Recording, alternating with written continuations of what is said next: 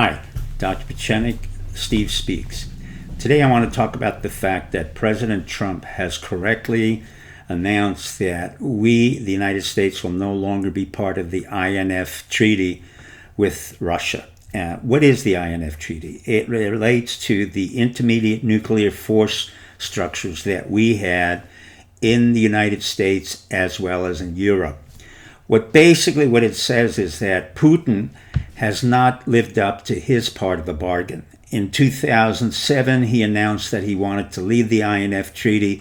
In 2014, he struck a missile, and basically that missile was a strategic missile which went about 300 miles. The Nuclear Force Treaty relates to missiles which can travel from 300 to 3,000 miles. And what it does in particular, it protects through the concept of mutual assured destruction Europe. And what this does is that the missiles that are located in Russia or the Soviet Union, the missiles that are located in Europe, act as a deterrent to each other in terms of numbers and in terms of structure. Usually we have about 3,000 missiles. We destroyed in 1991, we destroyed 1,000 of our cruise missiles in Europe, and the Russians destroyed about 2,000 out of 3,000 or 4,000 missiles that they had. Now, how did this all come about? The INF Treaty was started by Ronald Reagan. I was part of a group that initiated that treaty. My particular job was to develop the strategy and tactics for Ronald Reagan vis-a-vis Gorbachev, who was then Secretary General of the Soviet Party. Both men were quite bright. Both men were highly intelligent and were knowledgeable concerning the nature and quality of the missile systems that they had.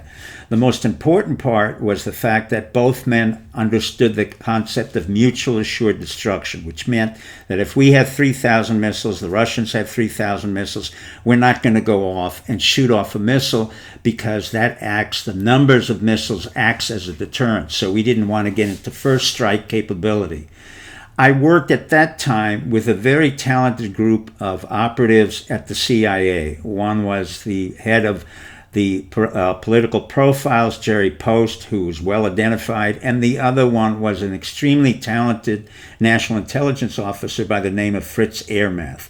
Fritz was in charge of really developing the entire strategy and tactics for the INF Treaty discussions in Reykjavik, Iceland. And he and I worked closely together, and he asked me what would be the opening moves, the middle move, and the end moves.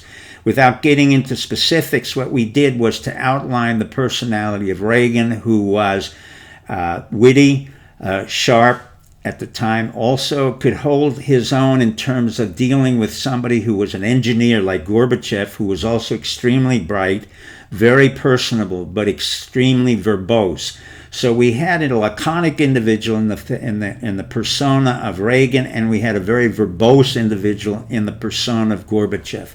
Needless to say, they both came to an agreement which was called the INF Treaty. That treaty was solidified in 1986, and eventually the missiles were destroyed in 1991. What happened in 2004 is that Putin announced he would no longer abide by the INF Treaty, and in 2014 he shot off a cruise missile. What that does is to put the United States in a very awkward position of asymmetrical power. We no longer have what we call mutual assured destruction, which means that we have to have some type of nuclear parity with Russia in order to deter the Russians from increasing their number of cruise missiles or deciding to use the cruise missiles as Gorbachev had done in 2014 in a situation that related to the Ukraine.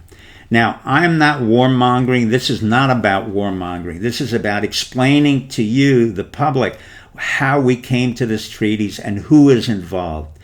Let me quote Yaqub Khan of Pakistan. He said the following: "We have nuclear missiles, we will test them, and if need be, we will use them.